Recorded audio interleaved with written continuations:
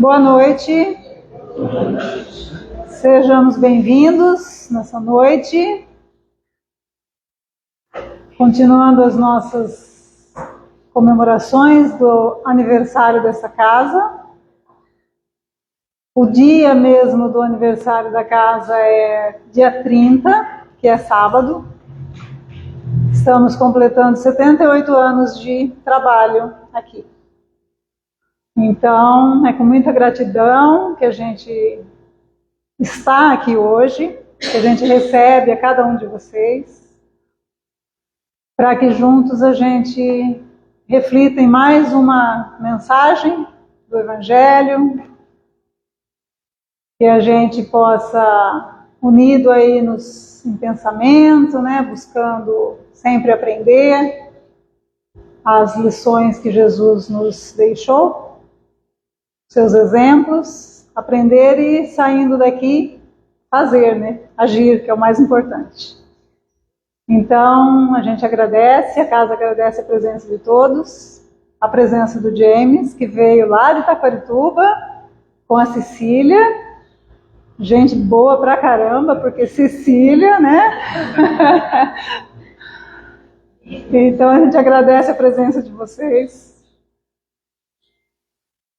E para a gente iniciar aí a nossa noite, vamos orar. Vamos agradecer a esse mestre querido que nos inspira sempre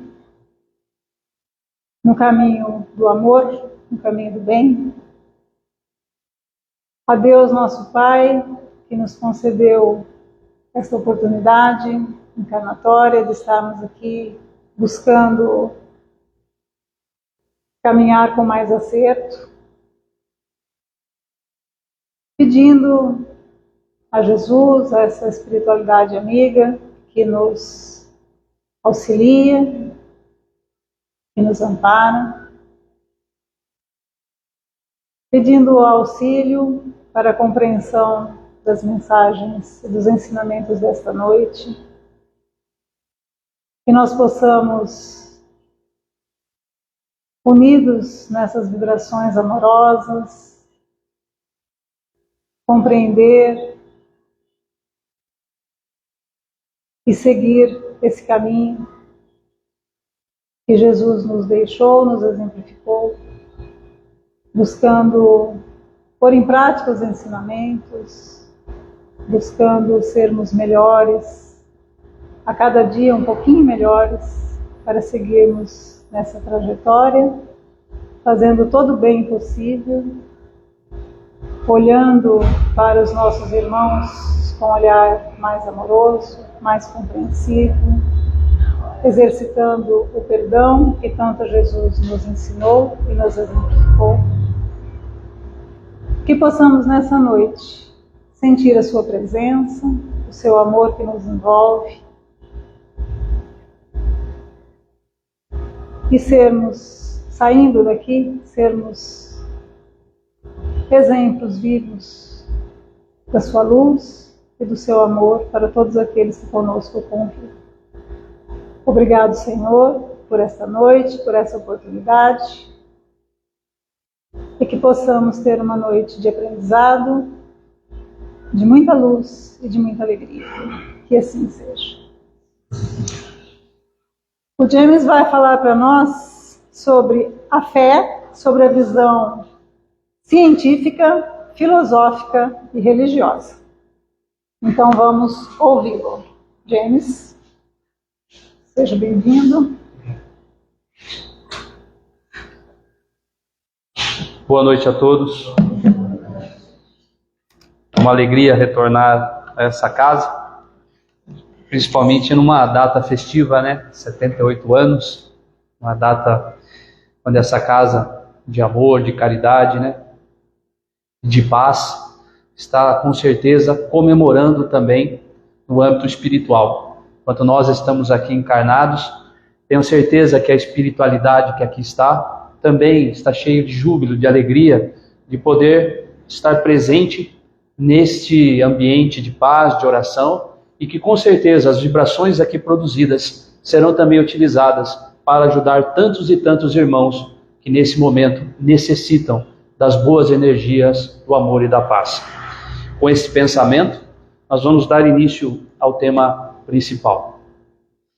Gabriel Guerrer, um jovem físico quântico brasileiro, formado pela Universidade Federal do Paraná, com tese de mestrado e doutorado pelo Centro Brasileiro de Física do Rio de Janeiro, teve a oportunidade de transferir-se para Genebra, na Suíça, onde, juntamente com um grupo de físicos, de cientistas, teve a oportunidade de, no maior laboratório subterrâneo do mundo, fazer experiências para simular o fenômeno do Big Bang e tentar encontrar dessa forma respostas para a criação do nosso planeta. Mas foi quando ele retornou ao Brasil que ele foi notícia, tema da revista Super Interessante, edição de outubro de 2015, ao defender uma tese que vai no sentido contrário ao que é hoje o consenso da física e da ciência.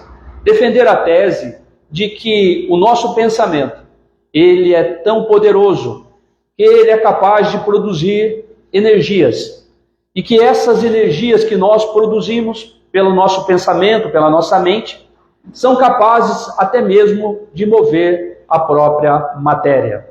A ciência, com exceção da gravidade, ela discorda e imagina que somente a matéria pode exercer influência sobre a matéria. Mas essa tese não começou ao acaso. Esse jovem ia com o seu carro, um automóvel Fusca, 1974, por uma rua aqui de uma cidade do interior de São Paulo, São Bento de Sapucaí, uma cidade de aproximadamente 11 mil habitantes. E ao subir uma ladeira, quando já estava quase no topo, o automóvel parou. O carro morreu. Ele tentou dar partida, algumas vezes não teve sucesso. Puxou o freio de mão, desceu, e quando estava do lado de fora, observou que a parte traseira, onde está o motor do Fusca, estava em chamas. Ele tentou pegar o extintor, apagar o incêndio, o extintor não funcionou. E nesse meio tempo, o cabo de aço que segura o freio de mão, pela alta temperatura da chama, rompeu-se. E o carro passou a descer, ladeira abaixo, desgovernado. Ele, que é um cético, conforme suas palavras na matéria, não era dado a orações, naquele momento resolveu fazer algo que para ele era inusitado. Orou. Mas ele orou com tanto desejo, com tanta fé, ele queria tanto que aquele carro parasse para que uma tragédia não viesse a ocorrer. Tamanho foi o desejo dele, que de repente o carro que descia desgovernado fez uma breve manobra e entrou na rua paralela. Ele desceu até a esquina para ver o que tinha acontecido e quando olhou, percebeu que o carro estava um pouco mais à frente parado, porque se tratava de uma rua plana. O fogo havia cessado, não atingiu nenhuma pessoa, nenhum veículo, nenhuma tragédia ocorreu. Ele respirou aliviado, mas ao mesmo tempo entrou num grande conflito. Um físico acostumado a encontrar respostas para tudo nos cálculos matemáticos. E ele percebeu que a probabilidade daquilo acontecer daquela forma, naquele momento, era quase nula. Então ele passou a tentar entender o que houve. Uma força maior teria agido? Seria Deus, que ele não acredita? Ou seria ele próprio, o seu pensamento, o seu desejo? Passou a pesquisar sobre o assunto e encontrou na Califórnia o Dr. Jim Radon, um físico também, que já defendia essa tese, que o pensamento é um dínamo que produz energias, e que essas energias que nós produzimos podem mover as energias que são a base de toda a matéria. Apesar de ser um cientista renomado na Califórnia, ele não conseguiu com os órgãos que fomentam as pesquisas o incentivo, o capital para poder produzir oficialmente essa pesquisa. Ouviu lá deste órgão que esse tema não é prioridade para a ciência. Mesmo assim, o Dr. Jim Radon realizou alguns algumas experiências. E em contato com o jovem físico brasileiro, o jovem trouxe a ideia aqui para o Brasil, emprestou a ideia e procurou a FAPESP, que é um órgão que fomenta as pesquisas aqui no nosso país. Mas, novamente, uma resposta bem parecida. Não é prioridade para a ciência esse tipo de tese. A ciência não quer saber se o nosso pensamento pode mover alguma coisa, porque esse tipo de resultado não vai, logicamente, gerar o troco, a devolução do dinheiro investido. Mas ele não desistiu e, juntamente com a USP, aqui em São Paulo, eles vão fazer uma pesquisa, fazer um trabalho de pós-doutorado, onde ele, através de uma vaquinha na internet, conseguiu levantar um dinheiro para colocar em prática essa pesquisa na USP. E ele, justamente em outubro, tinha dado início a esse experimento. Algo bem simples, em uma sala da USP, muito bem vedada para que não houvesse interferência. Ele colocou lá um canhão de laser direcionado para uma parede com 2 orifícios, parecido com a experiência da dupla fenda. Parecido, mas não igual. Tinha um anteparo, uma outra parede, uma câmera capaz de captar qualquer movimento. E a experiência estava embasada em separar pessoas de diferentes idades, de religiões ou sem religiões, artistas, pessoas diferentes para que ali estivessem presentes, sozinhas, e cada uma delas tentasse, apenas com o poder do pensamento, com o desejo, com o querer, mover o laser. O laser, diferente da luz comum, é considerado matéria, pela sua propriedade. Se o indivíduo for capaz de mover o laser, ele é capaz de mover a matéria. E o que ele descobriu? Que algumas pessoas, nem todas, algumas, principalmente religiosas, tinham essa capacidade de se concentrar e exercer um leve movimento no laser. Ele, logicamente, está dando início, está continuando essas experiências que irão demorar muito tempo, continua acreditando nessa tese, mas o que ele já tem como final para ele é que essas energias que nós produzimos são tão poderosas que elas podem viajar até além do chamado espaço-tempo, até outras dimensões. É interessante quando nós pegamos o pensamento de um físico que é um ateu, mas um pensamento que é movido por um pensamento que é também da nossa doutrina, porque nós estamos numa doutrina que é filosófica, científica e religiosa. E dentro da doutrina espírita, nós sempre trabalhamos a ideia dos bons pensamentos, das vibrações, das energias. Isso não é uma ideia nova. Isso é uma ideia que nós já conhecemos desde o lançamento do Livro dos Espíritos. Mas quando a gente pensa nesse jovem, nós podemos até pensar que é uma inovação o que ele está propondo. A questão das energias, a questão da energia sendo a base para a matéria. E quando a gente faz uma análise histórica da antiguidade, a gente vai perceber que outros personagens já pensavam a mesma coisa.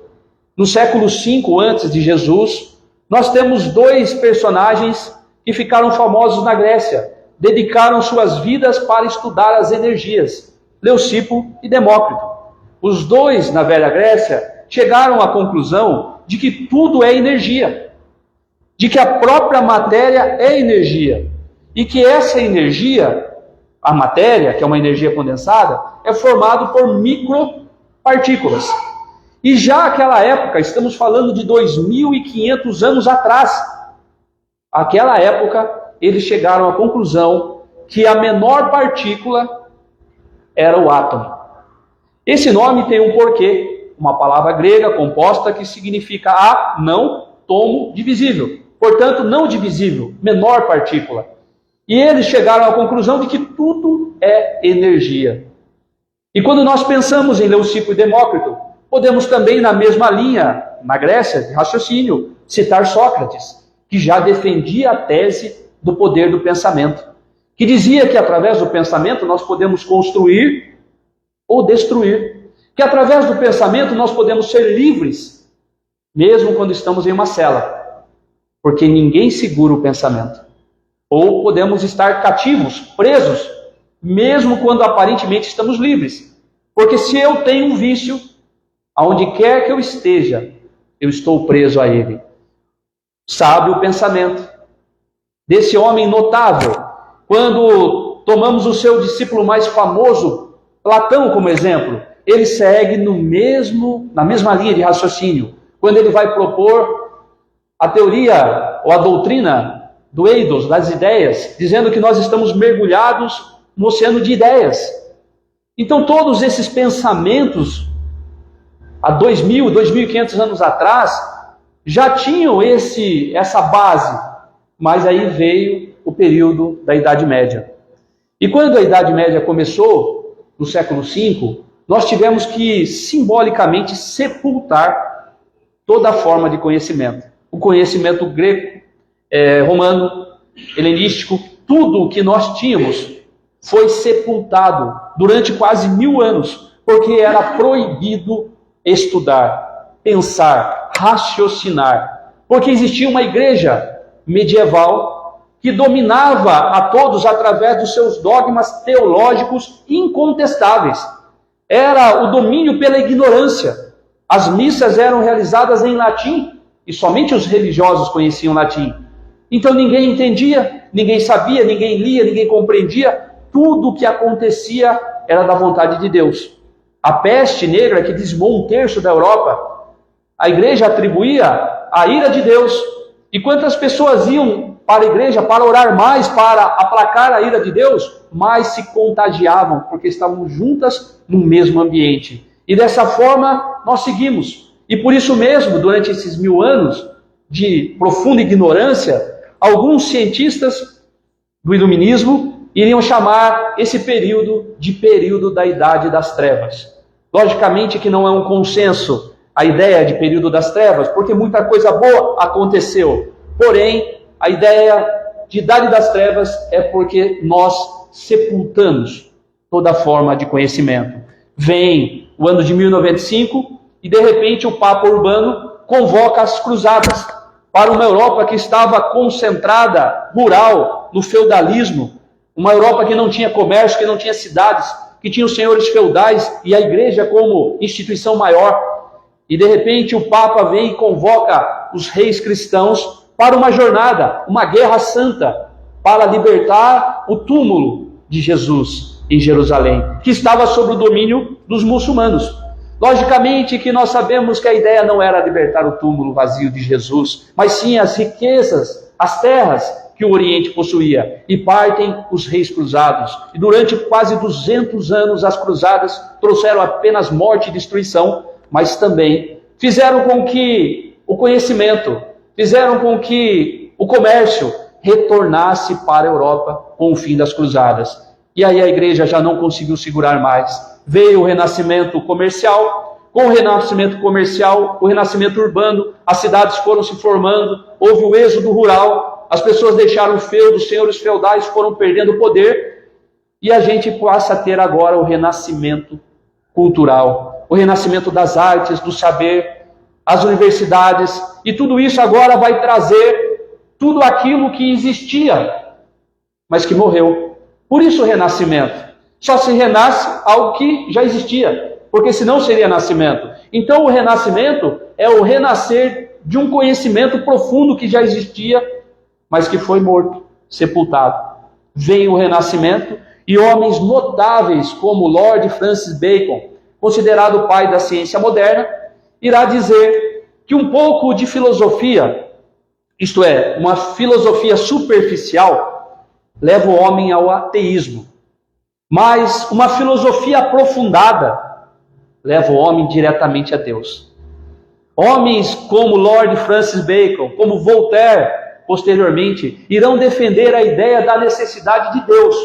Mas existiria também aqueles que, dentro do processo do Renascimento e do Iluminismo, que segundo a proposta era iluminar o período das trevas, com agora o conhecimento. Muitos desses filósofos iluministas agora tentavam fazer o mesmo que a igreja fez com a ciência, sepultar a religião. Não precisamos de Deus. Dirá Friedrich Nietzsche: Deus não existe. E muitos seguiriam por esse caminho, mas muitos outros colocariam agora a necessidade da ciência para comprovar até mesmo a existência de Deus. E é justamente nesse meio de filósofos, de pensadores, de renascimento, que nós vamos ter Dalton, aquele que vai fazer renascer a ideia das energias do átomo como sendo a partícula basal de tudo que existe, e novamente recomeçando tudo isso. Posteriormente, nós vamos ter Thomson, Rutherford, Niels Bohr, que são físicos, químicos, que vão pegar a mesma tese de Leucipo e Demócrito, que vão pegar a mesma tese de Dalton, só que agora eles vão mergulhar na intimidade desse átomo e descobrir que o átomo não é a menor partícula. Pode se dividir em nêutrons, prótons, elétrons, quarks, e posteriormente, com Uri Gelman, em 1960, através de um acelerador de partículas, nós vamos descobrir as nanopartículas, um verdadeiro zoológico subatômico. Palavras do Dr. Robert Oppenheimer, idealizador do projeto Manhattan da bomba atômica. Um zoológico subatômico de energias, de nanopartículas. Quando pensamos em todo esse conhecimento, dessa ideia das energias como base de tudo, desse oceano, poderíamos citar Albert Einstein, que também afirmou em 1905, estamos mergulhados num oceano de energias.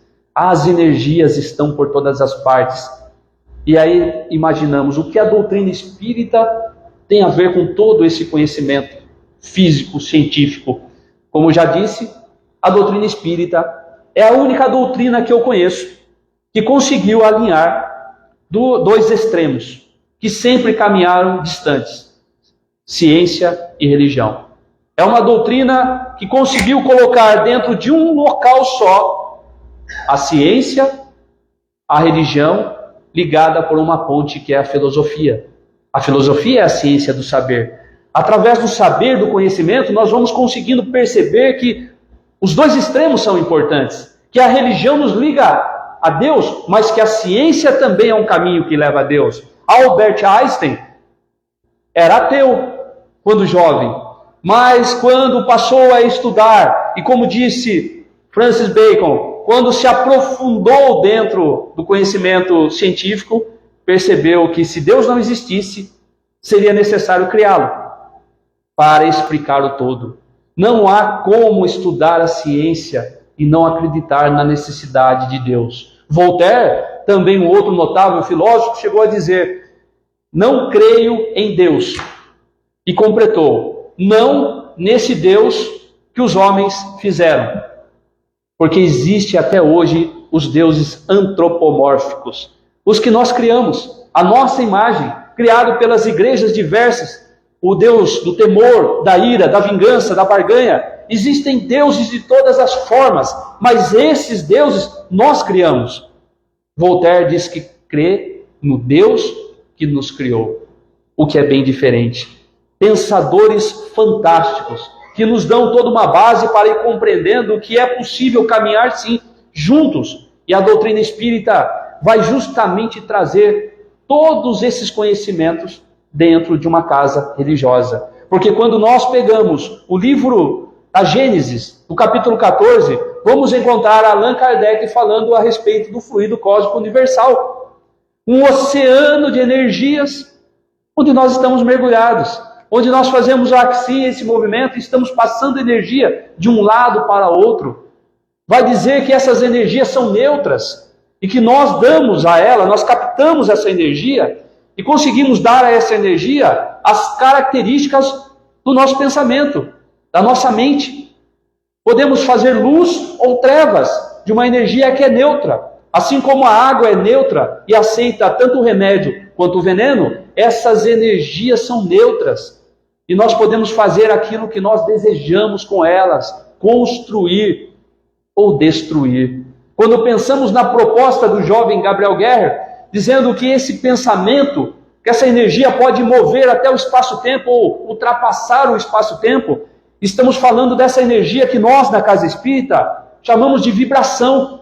Quando nós chegamos ao final de uma reunião e falamos, vamos fazer uma vibração para alguém. O que é a vibração se não produzir energia?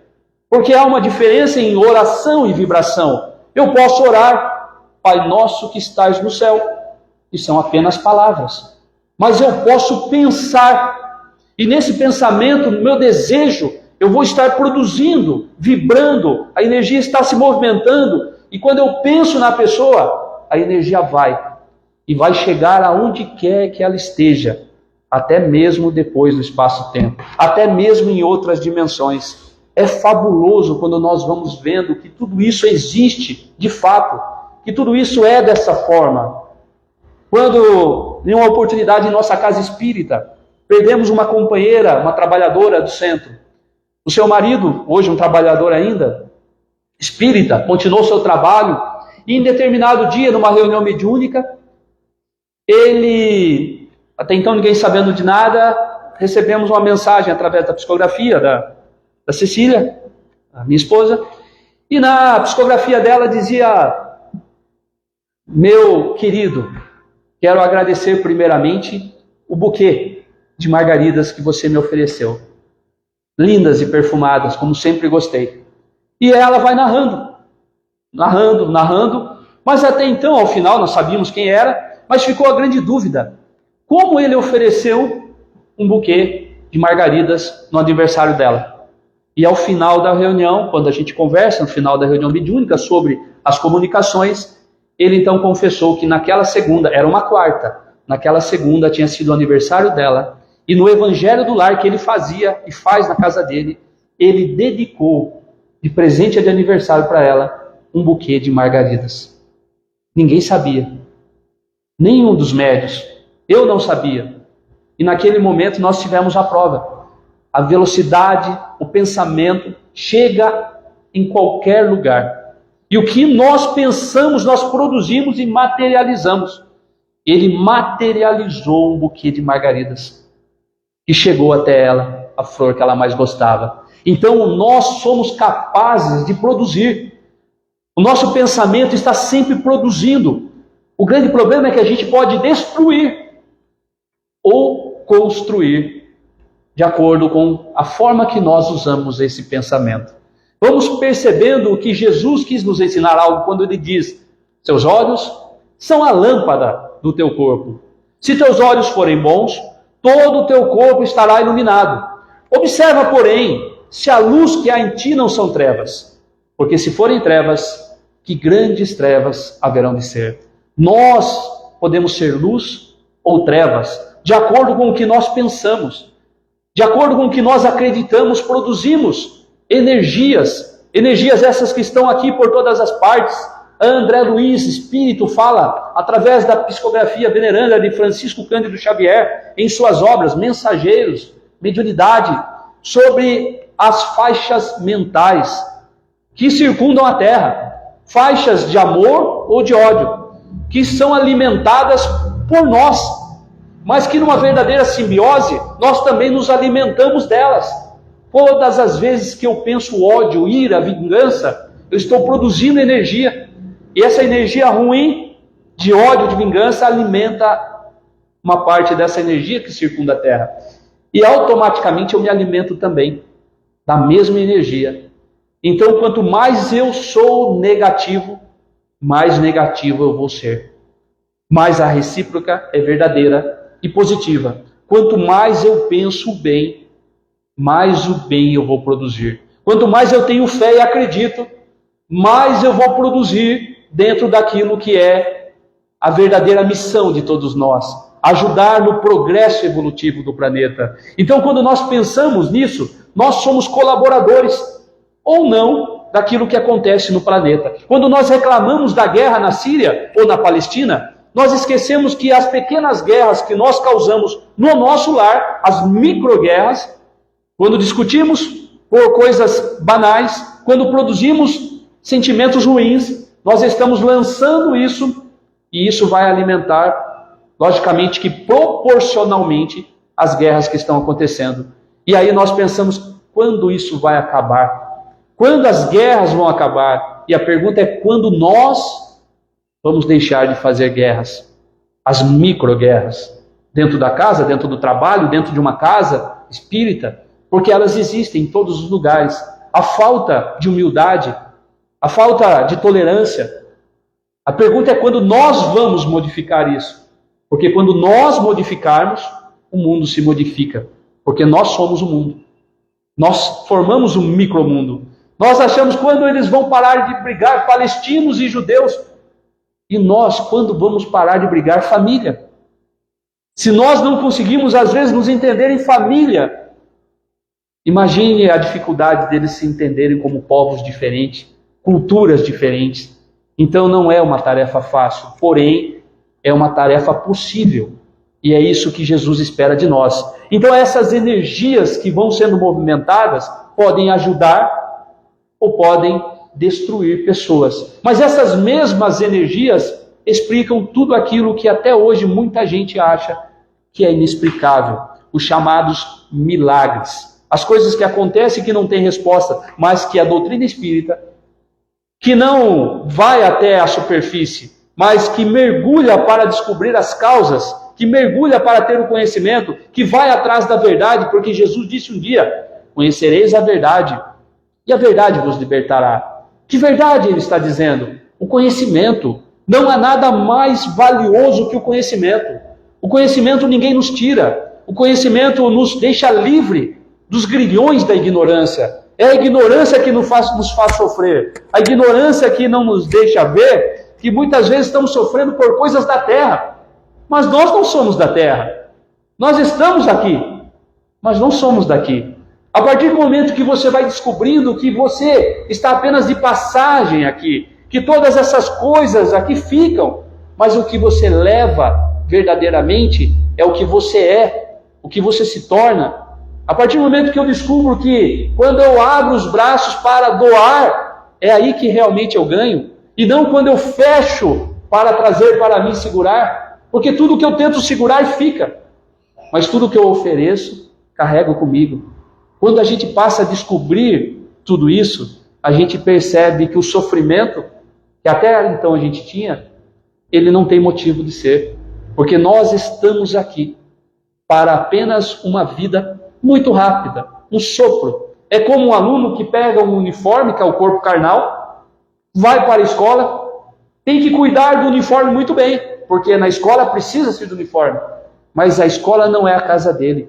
Quando ele terminar o curso, ele tem que voltar. A casa dele é o mundo espiritual. Não somos encarnados, somos seres espirituais, encarnamos aqui para viver, vestimos esse uniforme. Então é necessário buscar esta verdade. E essa verdade pode ser demonstrada quando buscamos mergulhar nesse conhecimento filosófico, científico e religioso. Estava Jesus ao lado do velho Tiberíades, cercado por uma multidão de pessoas. Era sempre assim. Onde quer que Jesus estivesse, havia uma multidão. Todos, de todos os lugares, de todos os lados, queriam estar com ele. Era um magnetismo irresistível o que ele possuía. E nessa caminhada ao lado do lago de Genezaré, de repente ele para e faz uma pergunta inusitada. Simão Pedro, quem me tocou? E Simão Pedro deve ter ficado irritado com a pergunta, porque a multidão estava apertando Jesus. E Jesus diz, alguém me tocou de forma diferente, porque eu senti que saiu de mim uma virtude, uma energia. E nesse momento uma mulher prostra-se de joelhos e diz, fui eu, Senhor, perdoa-me. Narrou sua saga. Era mulher hemorroíça. Há 12 anos ela sofria de hemorragia. Há 12 anos ela buscava a cura em todos os locais, com médicos, gastou tudo que possuía e não conseguiu êxito. E ela narra a Jesus que quando viu o mestre passar, como era muito difícil para uma mulher chegar perto de um profeta, e Jesus era considerado um profeta, ela imaginou, se eu conseguir tocar, apenas tocar as vestes de Jesus, eu tenho certeza que serei curada. Fé. Do latim, fidelitas, acreditar, desejar. Isso é fé. Ela desejou. E quando ela tocou Jesus, as vestes, ela tirou de Jesus uma energia. Jesus é o centro doador. A física diz que a energia sempre vai do ponto potencial, onde tem potência de energia, para o ponto onde tem menos. É físico. Jesus era o centro doador. Ela era a necessidade. Quando ela desejou, ela acreditou, ela trouxe a energia que ela precisava. E Jesus diz: vai em paz, minha filha, a tua fé te salvou, a tua fé. Jesus não precisou dizer nada, nem desejar fazer o bem a ela. Ela própria, através da fé, moveu energias que ela necessitava para a cura. Dessa forma, vamos entendendo que o jovem Gabriel Guerra disse é perfeitamente normal de acontecer, mas é preciso crer, acreditar, desejar verdadeiramente, porque muitos falam que querem, mas não acreditam. Eu quero parar de fumar, mas não acredita que pode parar de fumar. Eu quero ser uma pessoa melhor, eu quero parar de beber, eu quero parar de falar mal dos outros, eu quero. Mas ela quer, mas não acredita que isso é possível, porque são tendências, são vícios. Todos nós temos nossas tendências. Todos que estão aqui, desculpe a sinceridade, mas todos nós temos defeito, a começar desse que vos fala. Se não tivéssemos defeitos ou tendências, não estaríamos aqui nesse planeta. Estaríamos num planeta mais elevado. Estamos aqui para trabalhar essas nossas tendências, mas para trabalhar dá trabalho. Para mudar é cansativo. É muito mais fácil cruzar os braços e deixar para amanhã. Um dia, quando aposentar, quando o tempo passar, quando vier os netos, e nós vamos continuando com as nossas tendências que representam as matérias da escola que estamos aqui para trabalhar. O que acontece com um aluno que fica em dependência?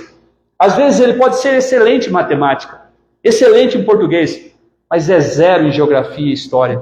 Ele passou em matemática, ele passou em português, mas vai ficar em dependência em duas matérias que vai ter que fazer novamente. Nós somos assim, alunos que estamos trabalhando. Pode ser que um seja expert em matemática, mas é terrível em português. Assim a gente vai se ajudando, porque aquele que é ruim em determinada matéria, vivendo com aquele que é bom naquela matéria, vai aprendendo. Deus é tão sábio que Ele coloca pessoas diferentes, com tendências diferentes, vivendo juntas no mundo, para que uma possa ensinar a outra. Se todos nós tivéssemos o mesmo conhecimento, não teria progresso. Aí a necessidade de pessoas difíceis, pessoas complicadas, junto com pessoas boas, de casamentos onde temos mulheres que são santas até, né? Dizem aqui, essa vai para o céu, porque para aguentar esse, ou o contrário, e as pessoas não conseguem entender como esse casamento dá certo, como é que fulano tem tanta paciência. Estão trabalhando as suas tendências. Pode ser que a paciência também, naquele momento, possa ser uma tendência errada, porque às vezes nós temos que ter a nossa palavra, o nosso movimento, a nossa ação. Tem pessoas que só dizem amém e não ajudam o outro a crescer, a progredir. São os pequenos conflitos saudáveis que fazem com que a gente vá melhorando. Um é muito agitado, o outro é muito calmo. O ideal é o caminho do meio. E nesses atritos, o casal vai encontrando o caminho do meio para poder crescer e viver. Essa é a ideia da terra. Por isso estamos aqui. E a mulher hemorroísta, naquele momento, acreditou e tirou de Jesus aquilo que ela precisava. Gabriel Guerra está correto. Podemos mover as energias. Mas Jesus nem tinha acabado de terminar ali, de dialogar com a mulher hemorroísta. Um homem aproxima-se em meio à multidão. Um homem famoso, um homem que era, sem dúvida alguma, uma personalidade. Ele era chefe da sinagoga, conhecido por todos, era Jairo. E que naquele momento não se importou em estar em meio a uma multidão que iria dizer, olha, mas não é Jairo. Eu fico imaginando Jairo chegando, chefe, sumo sacerdote ali da sinagoga, chegando para falar com Jesus, que era considerado um charlatão, que era perseguido pelo Sinédrio. E ele não se importou com o que o povo ia falar, com o que as pessoas iam falar, com aqueles que estavam acima dele podiam dizer. Por quê? Porque ele tinha fé. Quando você tem fé e acredita, o resto pouco importa. E a fé dele era movida por um sentimento de amor à sua filha. A sua filha estava à beira da morte, estava numa cama. E ele, naquele momento, não se importava com nada. Atravessou a multidão e disse, Senhor, a minha filha está enferma em uma cama. E eu tenho certeza que se o senhor for até lá e impor as mãos, ela será curada. Fé, acreditou, desejou. E Jesus anuiu dizendo, eu vou. Despediu-se da multidão, seguiu até a casa rica, formosa de Jairo. Ele era um homem rico. Havia lá muitas pessoas, algumas delas já diziam, a menina já morreu, a menina está morta. E Jesus diz, crê, Jairo, crê, acredita. E aí ele adentra a casa, manda sair a todos, fica somente ele, Simão, Pedro, João e Tiago, aqueles que sempre estavam junto com Jesus nessas ocasiões, os pais e a menina. Jesus olha a menina, está deitada naquela cama, rosto pálido, as mãos gélidas, aparentemente não havia mais vida, mas Jesus pega as mãos da menina e no mais belo aramaico ele diz, Talita cumi, menina, levanta. A menina abriu os olhos, o pálido deu lugar ao róseo, o sorriso, a respiração, sentou-se. Jesus olhou os pais e disse, dá de comer a ela tem fome. E os pais foram para pegar algo para comer, e quando voltaram, Jesus já tinha ido. Ele passava pela vida das pessoas como um sopro de esperança, e logo se ia. Energizou a menina. A mulher hemorroíça tirou de Jesus.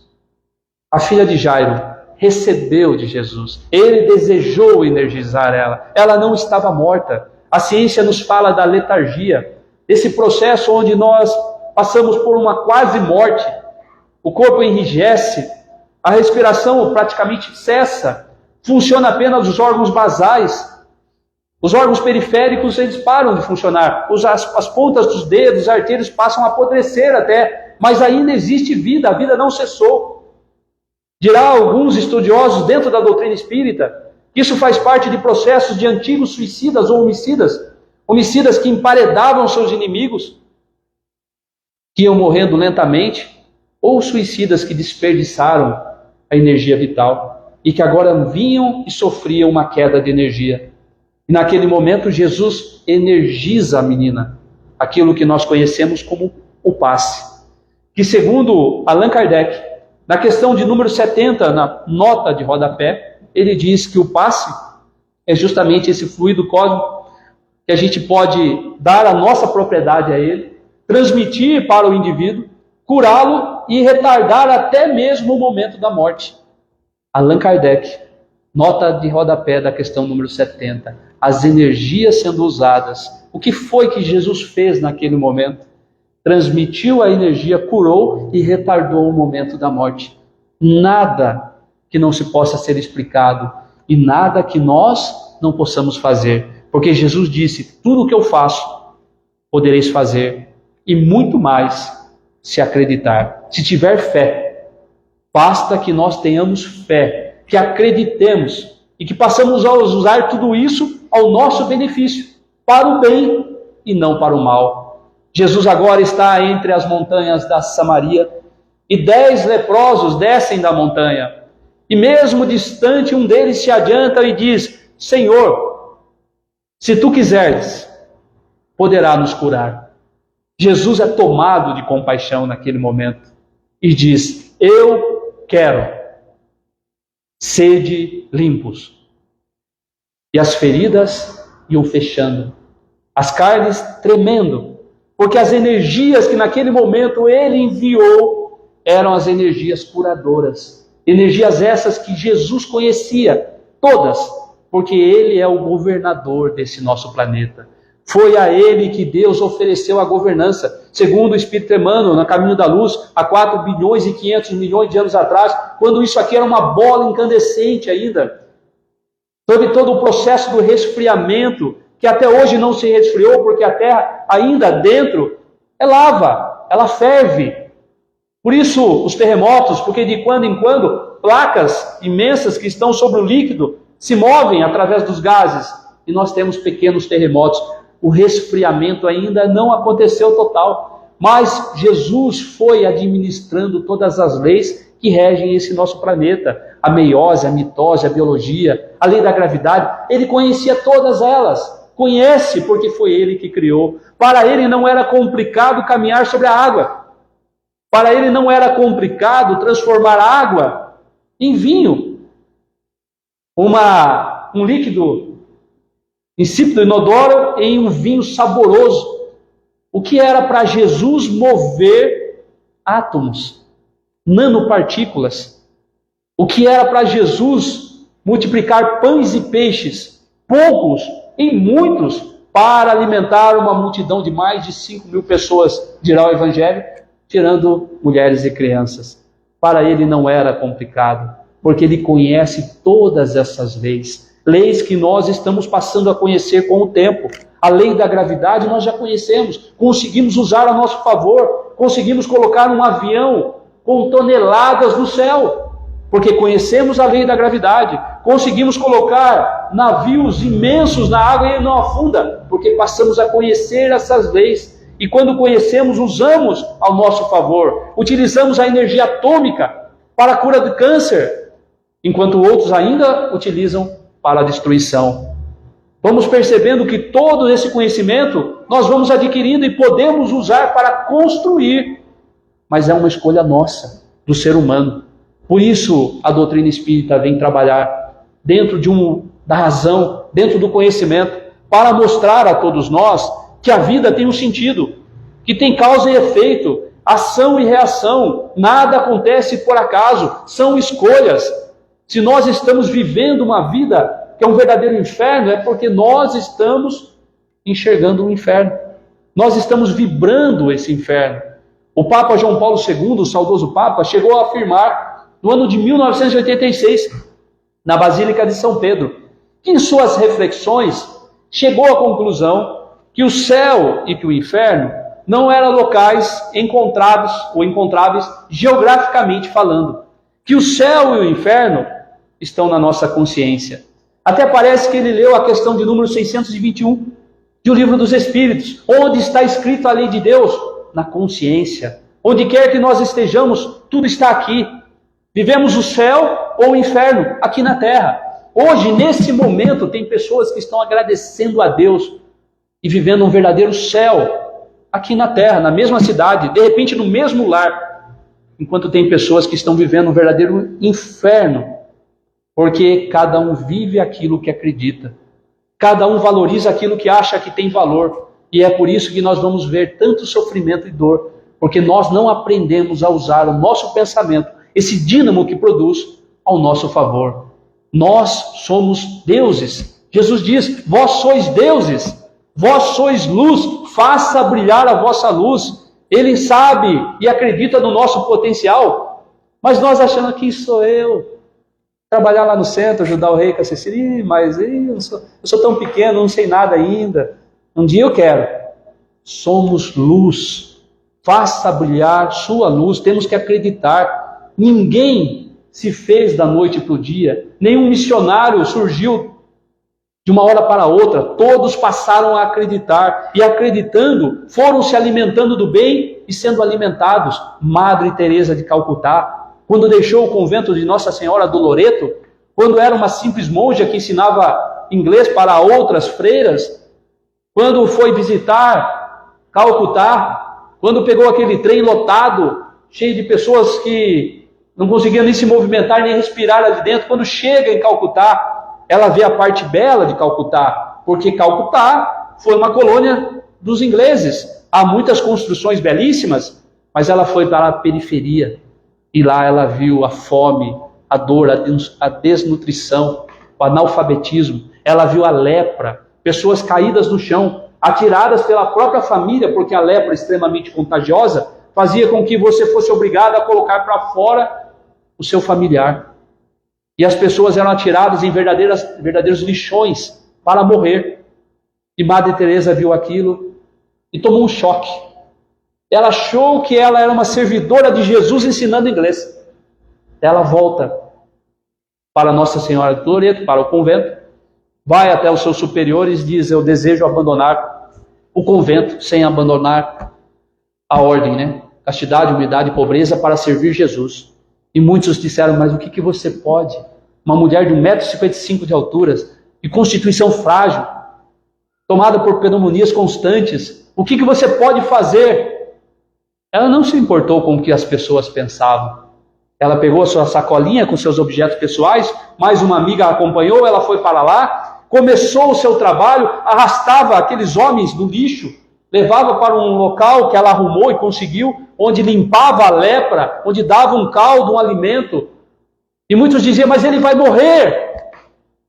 Mas enquanto tantos pensam num lugar melhor para viver, eu quero dar a ele um lugar melhor para morrer, com dignidade. Ela pensava nisso. Analfabetos por todas as partes, não tinha lápis, não tinha caneta, não tinha como.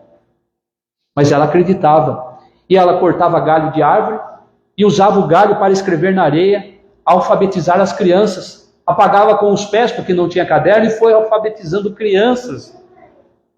E foi fazendo um trabalho maravilhoso. Mas ela não foi da noite para o dia, ela foi acreditando, produzindo bem, desejando. Eu sozinha nada posso, mas com Jesus, disse ela, tudo eu posso. E tudo ela pôde.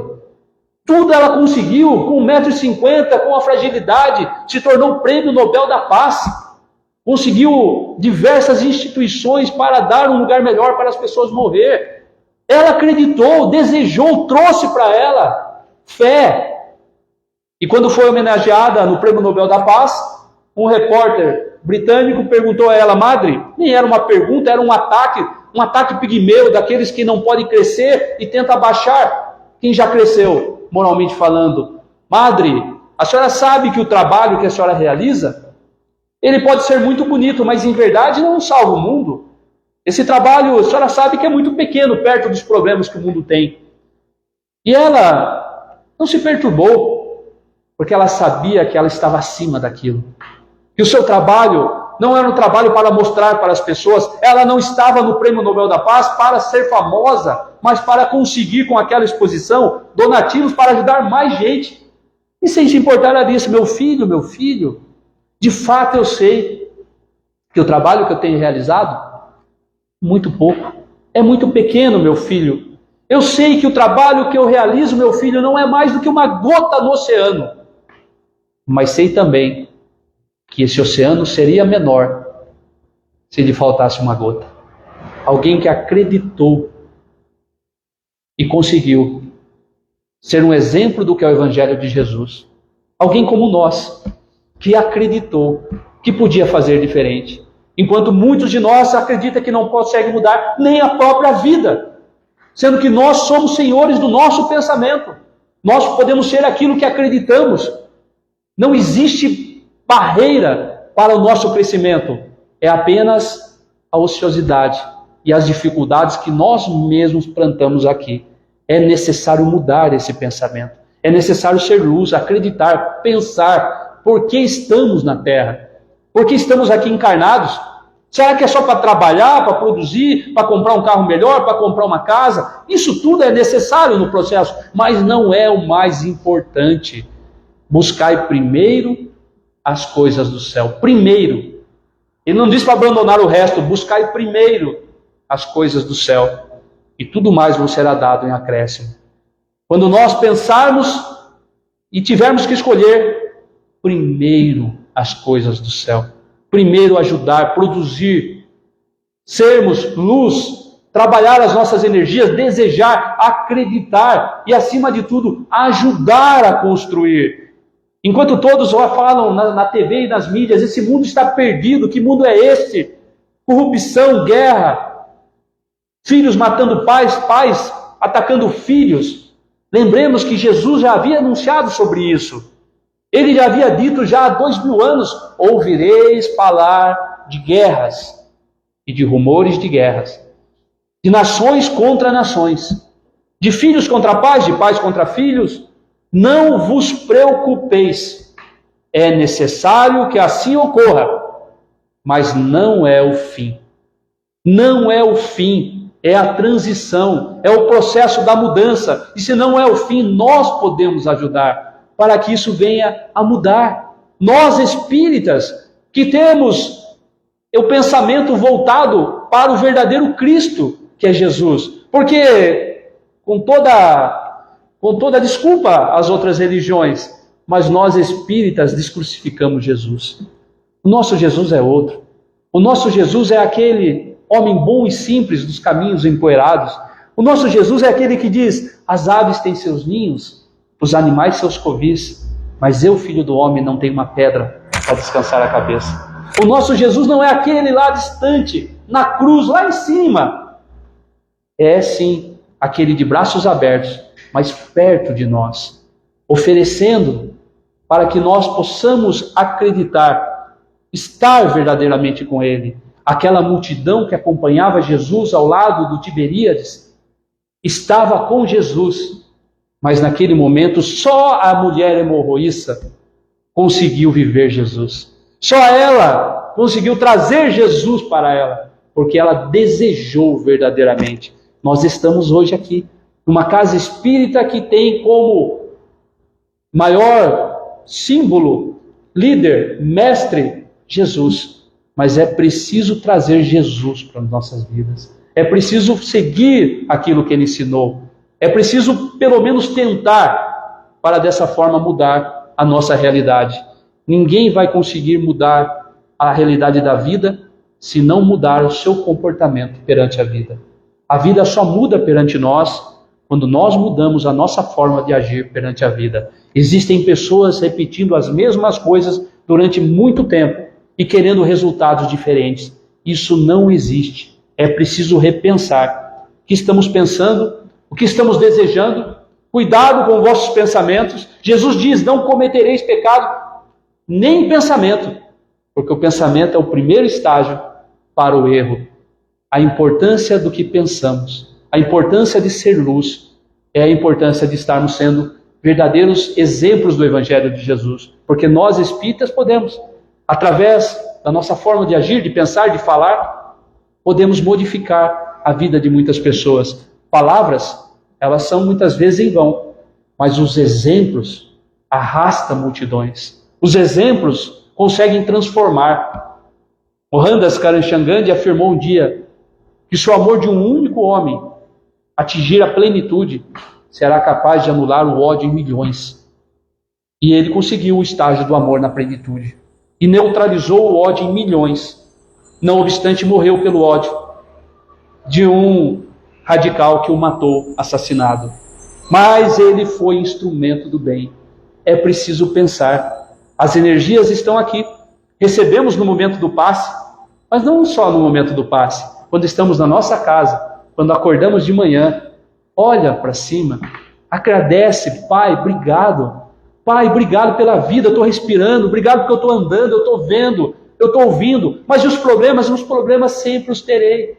Jesus disse: tenho-vos dito tudo isso para que em mim encontrei a paz, porque no mundo tereis aflições.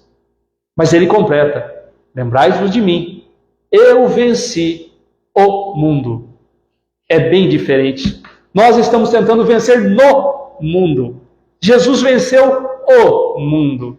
No mundo terei aflições. As aflições fazem parte, os problemas, as dificuldades. É isso que nos faz crescer. Mas nós precisamos vencer esse mundo, dos títulos, das glórias, das paixões, para viver Jesus. Para sermos verdadeiros sábios dentro daquilo que é o conhecimento que nos é oferecido. Usar essas ferramentas que a doutrina espírita diz e nos mostra. É necessário começarmos hoje. Podemos começar nesse momento, sairmos daqui hoje e termos um pensamento diferente, termos amanhã um acordar diferente, agradecer até pelos problemas, produzir energias boas, orar pelo inimigo, porque você só salva o inimigo com a oração do bem. Foi Jesus que ensinou. Se eu desejo mal para o meu inimigo, eu estou fazendo com que esse ciclo nunca se acabe, porque o mal alimenta o mal. Eu preciso orar pelo meu inimigo, eu preciso orar por aquele que comete o erro, pelo homicida. Se eu oro pela vítima, ore muito mais pelo algoz, porque a vítima, se ela foi vítima, cumpriu com o seu karma, com a sua expiação, e se não tinha, ficou concreto. Mas o algoz, ele se comprometeu ainda mais. É necessário orar por todos, mas nós, muitas vezes, com as devidas exceções, é claro, devolvemos o mal com o mal, o ódio com o ódio, a maldição com a maldição, e desejamos o mal para aqueles que já fazem o mal. Não vamos conseguir mudar o mundo dessa forma. É necessário distribuirmos o amor. O amor é o caminho. Não há outra forma. Vamos muitas vezes nos sentir cansados. Muitas vezes a gente vai se sentir sobrecarregados, mas não esqueçamos, temos Jesus, o modelo e guia, que de braços abertos chama a todos nós. Vinde a mim, todos vós, que estáis cansados e sobrecarregados, e eu vos aliviarei. Ele vai nos aliviar. Tomai de mim que sou manso e humilde de coração, e em mim encontrarei o descanso para as vossas almas, porque leve é meu fardo, suave é meu jugo. Vinde a mim, diz Jesus. Ele nos espera, Ele pede que a gente vá até Ele pela oração. Jesus, Jesus, esteja na minha vida. Jesus, seja a minha vida. Jesus, represente a minha vida. É isso que Ele espera, porque cada vez que nós vamos até Ele, Ele alivia o fardo. A cruz fica mais leve. Não tira, porque precisamos da cruz. Cada um de nós temos a nossa, mas alivia e nos fortalece e nos mostra que é necessário continuar. Problemas sempre os terei, mas Jesus também sempre estará de braços abertos, porque Ele é o caminho, Ele é a verdade, Ele é a vida, e ninguém vai ao Pai senão por Ele. Que Jesus nos abençoe, que assim seja.